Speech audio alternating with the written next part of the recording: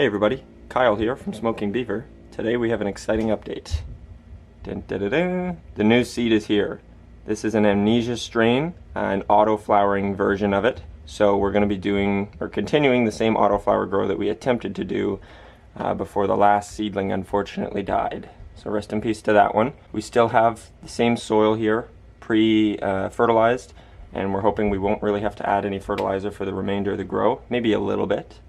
But you can see the soil is pre-moistened because I'm going to be germinating this seed directly in the soil.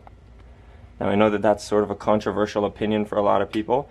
Some growers might be open to the idea, other growers might think the only good way to do it is to pre-germinate, usually using the paper towel method. You basically just add a seed to 2 layers of wet paper towel on a plate, cover it with another plate for some humidity, and then you keep it in a warm area, maybe like above your fridge for usually just a day or 2. So that method works really well, and I definitely urge any new growers to give that a shot. But I wanted to show you guys that you can also germinate a seed directly in the soil, just like nature did it. And it will be exciting, I think, to watch it just burst right from the soil without having been germinated first. I also think that the soil will help get this little helmet off of the seedling so we don't experience what we did in the last attempt. It's good to know that if you do germinate a seed outside of the soil, there is the small risk of shocking the seed, or possibly a large risk if you do it wrong, when you add it from the plate to the soil, because the roots are very delicate and they don't like being moved around too much. So to begin planting our seed, we just need a couple tools. I have another jar here that I'm going to use to cover the planted seed and keep the humidity in. You do want the seed to be in sort of a warm environment, and humidity definitely helps a lot. You want a higher humidity at the very least until you know the helmet has come off. So if it comes up out of the soil and it's wide open and the cotyledon is exposed and it looks like a tiny little plant, you may be able to remove the jar. I would still recommend keeping it on for maybe a day or 2 because it still needs to absorb that moisture through the cotyledon because the roots are very underdeveloped in that stage. I have this little spray bottle that we're going to spray the inside of the jar with. That moisture will just help kind of jumpstart the humidity. We have a little pen here. I've already measured that this white area is sort of, there's hair, about 1/4 of an inch. So when we put that into the soil, that's a good measurement of how deep to plant our seed. And that brings me to the last piece of equipment, which is the seed itself. We also have an entire grow tent of equipment, so if you don't have that set up, you may need to go back to the last couple videos and see. Basically, to start, we've already moistened our soil. I have some water here. This is actually water from a rain collection barrel that we have outside. We're going to look right in the center here. If you remember from the last videos, this center soil is actually unfertilized, besides whatever the soil includes. But the Gaia green stuff that we added is in all of the surrounding soil and maybe 1 inch underneath this center area.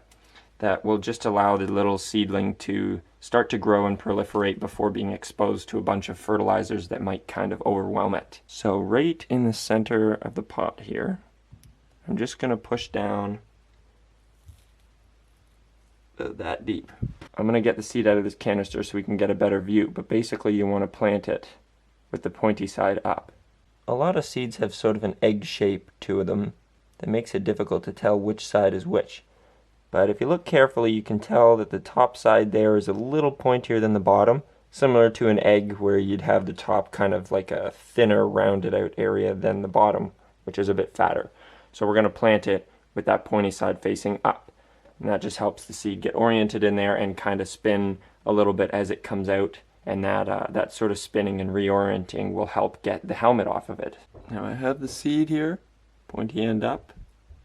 Just going to drop it down in there. Give it a little bit of a tuck, and then we're going to cover it with the soil. And that's it. You don't want to pack it down too much because you want the soil to still allow for airflow when those roots start to grow. You don't want the seed to get kind of drowned out in there, especially when the new stem is coming up. They do not like sitting in water. So it is imperative that you do not soak the soil.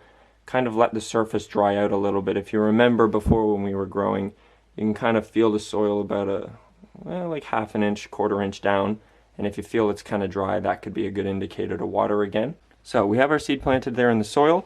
We've got our jar sprayed so that the humidity will be contained within. we're just going to kind of push it down a little bit right in the middle with the soil and the seed contained within. So we're going to leave it like this for a couple of days. Hopefully we'll start to see the seed poke out of the soil either by then or maybe a little longer. I'd say it normally takes about 2 days for the germination to start, so we might see a seedling maybe 3 days.